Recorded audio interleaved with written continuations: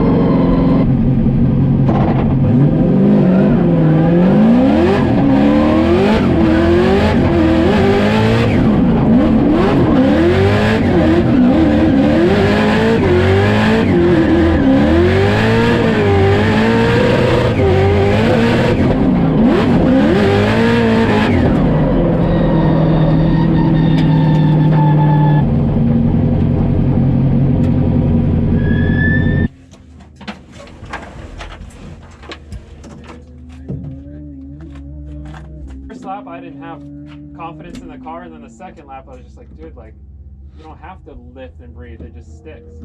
So we're onto something. I think, let's throw that in it right now, because we're on some sort of, whatever we did, I want more of that, and I feel like if we, it's not gonna want to, it's gonna like resist it. It might either make it slower, like it might feel just like, yeah, or it might give it more of what we just experienced. Okay.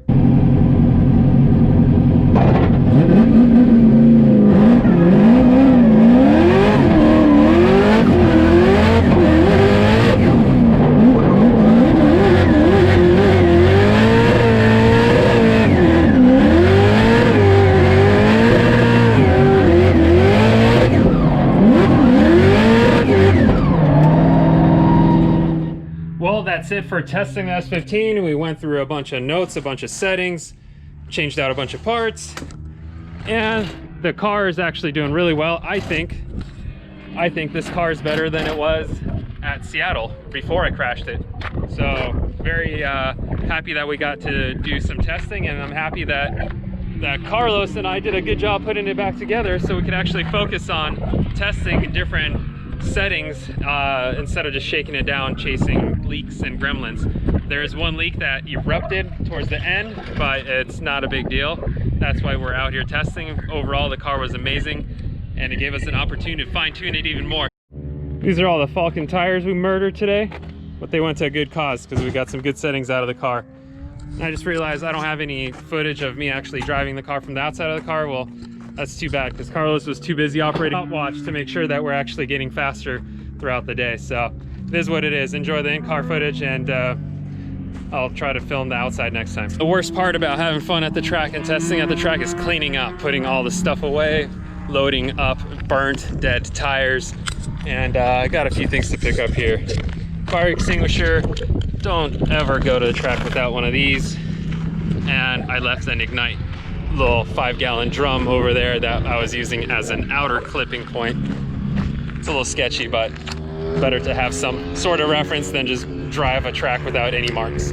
I was so sketched out about blowing my rear bumper apart that I actually put this, I don't know, a good 8 feet away from the track. And I did not touch it. All right, see you later, oval. This is called the Walt James Oval at Willow Springs. Probably one of the most boring tracks out here at Willow Springs, but it's a damn good track to test at. See you guys next time. Peace.